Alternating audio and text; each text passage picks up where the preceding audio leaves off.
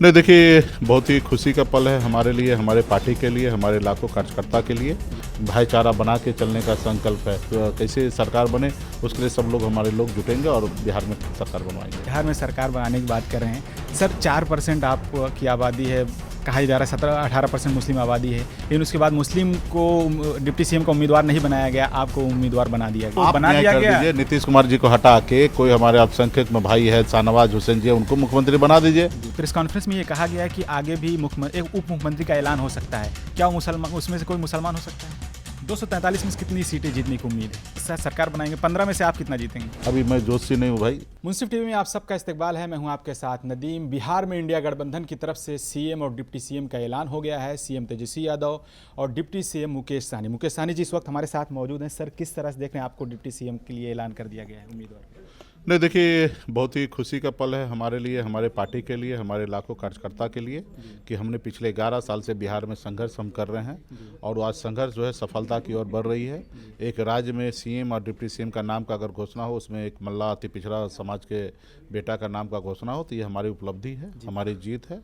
और निश्चित तौर पर जब हमारे पास जवाबदेही आ गई है तो हमारे कार्यकर्ता, हम लोग मिलकर पूरे बिहार में हम लोग काम करेंगे ताकि ज़्यादा से ज़्यादा सीट जीत के और अपनी सरकार बनाएंगे। जब सरकार बनेंगे तो हम लोगों का जो संकल्प है कि हर घर में सरकारी नौकरी देना, माँ बहन मान योजना के तहत उनको 2,500 रुपया देना, पेंशन जो है 1,500 रुपया करना, 500 रुपये में गैस सिलेंडर ला के देना। तो हर स्कीम जो है गरीब को उत्थान के लिए हमारे पास स्कीम हमने बनाया है। सभी जाति सभी धर्म के लोग को लेके आगे चलने का संकल्प है, भाईचारा बना के चलने का संकल्प है।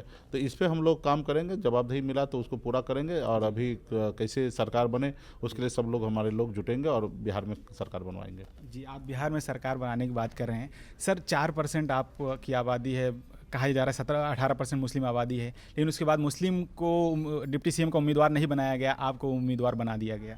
ये गलत जानकारी है। 4% नहीं, 10% हमारी आबादी है बिहार में। और रहा कि आप ये टेंशन मत लीजिए कि हम किनको बनाएंगे किसको नहीं बनाएंगे।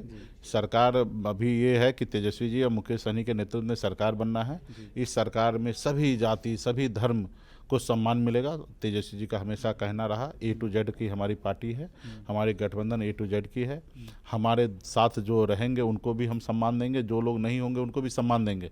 कहने के लिए कहते हैं कि ब्राह्मण हमको वोट नहीं देते हैं, लेकिन मैं ये बात नहीं मानता, वो भी हमको वोट देता है। और जब देखिएगा सरकार होगा तो ब्राह्मण का भी जगह हम बनाएंगे। और आज जो वोट दे रहे हैं तो उनका तो सरकारें है, तो उनको इसमें बात क्या करने की आवश्यकता। जैसे आज हमारे सहयोग से सरकार बनना है तो हमारा ही सरकार है, तो उसी तरीके से जिनके है।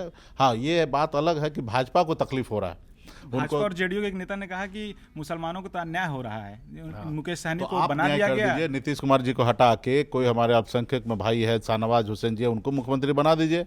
हम शुभकामना भी दे देते। तो आप न्याय कर दीजिए। उनको तकलीफ उस बात का नहीं है, वो चाहते हैं कि लड़ाई लगवाएं। कैसे? क्योंकि वो नहीं देखना चाहते कि एक अति पिछड़ा मल्ला का बेटा बिहार में डिप्टी सीएम बने। उनको तकलीफ इस बात का, वो देख रहे थे कि आज तक इन लोगों ने हमें बगैर कुछ दिए हुए हमको वोट दे रहा था, तो इसको हम कुछ दे क्यों। और अभी निश्चित तौर पर मुकेश सहनी का जब नाम डिक्लेयर हुआ डिप्टी सीएम के नाम पे, पूरे मल्ला जाति निषाद समाज जो है एकजुट होकर और मजबूती से महागठबंधन के साथ खड़ा होंगे।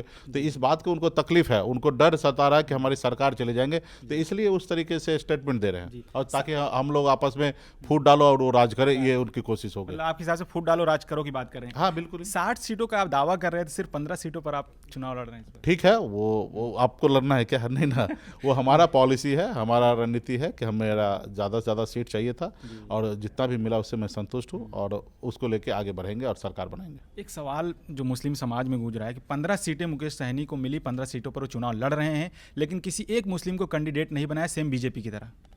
ऐसी बात नहीं है। देखिए, सीट जो है समीकरण को देखते हुए बनाया जाता है।